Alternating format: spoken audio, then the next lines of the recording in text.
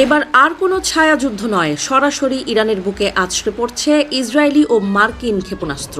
পেন্টাগনের গোপন নথি বলছে যে যুদ্ধ কয়েক সপ্তাহ চলতে পারে বলে ভাবা হয়েছিল তা স্থায়ী হতে পারে আগামী সেপ্টেম্বর পর্যন্ত।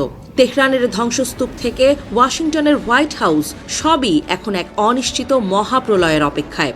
তেহরানে ধেয়ে আসছে জীবনঘাতী বিমান হামলা, ধুলোয় মিশে যাচ্ছে একের পর এক বহুতল ভবন। ইরানি রেড ক্রিসেন্টের দেয়া তথ্য মতে নিহতের সংখ্যা হাজার ছাড়িয়েছে। এর মধ্যে সবচেয়ে ভয়াবহ দৃশ্য দেখা গেছে একটি প্রাথমিক বিদ্যালয়ে, যেখানে ১৬৫ জন নিষ্পাপ শিশুর রক্তে ভিজেছে ক্লাসরুমের বই খাতা। এদিকে ফ্লোরিডার পেন্টাগন সদর দপ্তরে এখন সাজ রব। মার্কিন আউটলেট পলিটিকোর এক বিস্ফোরক রিপোর্টে জানা গেছে এই যুদ্ধ সহজে থামার নয়। মার্কিন সেন্ট্রাল কমান্ড অতিরিক্ত গোয়েন্দা কর্মকর্তা মোতায়েনের দাবি জানিয়েছে।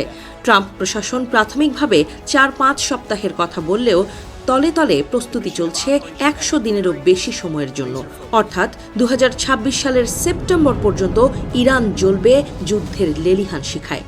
ডোনাল্ড ট্রাম্প হোয়াইট হাউসে ফিরে প্রতিশ্রুতি দিয়েছিলেন আমেরিকা ফার্স্ট নীতির, কিন্তু এখন সেই ট্রাম্পই জড়িয়ে পড়েছেন মধ্যপ্রাচ্যের এক দীর্ঘমেয়াদী রক্তক্ষয়ী যুদ্ধে। খোদ রিপাবলিকান শিবিরের ভেতরেই ফিসফাস শুরু হয়েছে, ইসরায়েলের জন্য কি আবারও মার্কিন সেনাদের প্রাণ বিসর্জন দিতে হবে? এই যুদ্ধ কি তবে ট্রাম্পের দ্বিতীয় মেয়াদের প্রধান মাথাব্যথা হতে যাচ্ছে? ইরানও হাত গুটিয়ে বসে নেই। মার্কিন সেন্ট্রাল কমান্ড নিশ্চিত করেছে কুয়েতে ইরানি ক্ষেপণাস্ত্র হামলায় অন্তত ৬ জন মার্কিন সেনা নিহত হয়েছেন। তেহরান স্পষ্ট করে দিয়েছে তাদের মাটিতে আঘাত করলে মধ্যপ্রাচ্যে কোনো মার্কিন ঘাঁটি আর নিরাপদ থাকবে না। পাল্টা আঘাতের এই বৃত্ত এখন পুরো অঞ্চলকে এক ভয়াবহ আগ্নেয়গিরির মুখে দাঁড় করিয়ে দিয়েছে। মার্কিন পররাষ্ট্রমন্ত্রী মার্কো রুবিও এক বিস্ফোরক মন্তব্য করেছেন।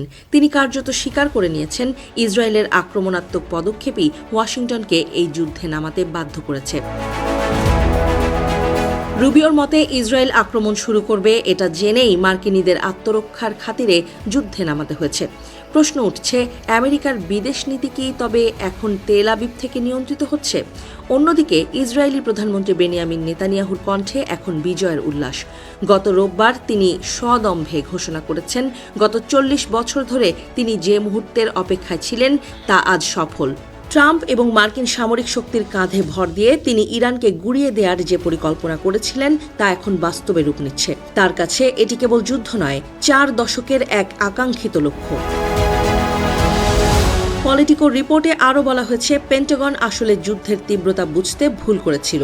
তড়িঘড়ি করে গোয়েন্দা কর্মকর্তা নিয়োগের এই অস্থিরতা প্রমাণ করে ইরানের প্রতিরোধের ক্ষমতা নিয়ে ওয়াশিংটনের কোনো সঠিক ধারণা ছিল না। যে অপারেশনকে সার্জিক্যাল স্ট্রাইক ভাবা হয়েছিল তা এখন রাশিয়া ইউক্রেন যুদ্ধের মতো এক দীর্ঘস্থায়ী চোরাবালিতে পরিণত হওয়ার পথে। সেপ্টেম্বর পর্যন্ত যদি এই যুদ্ধ গড়ায় তবে বিশ্ব অর্থনীতি আর জ্বালানি বাজারের অবস্থা কি হবে তা ভেবেই শিউরে উঠছে বিশ্লেষকরা।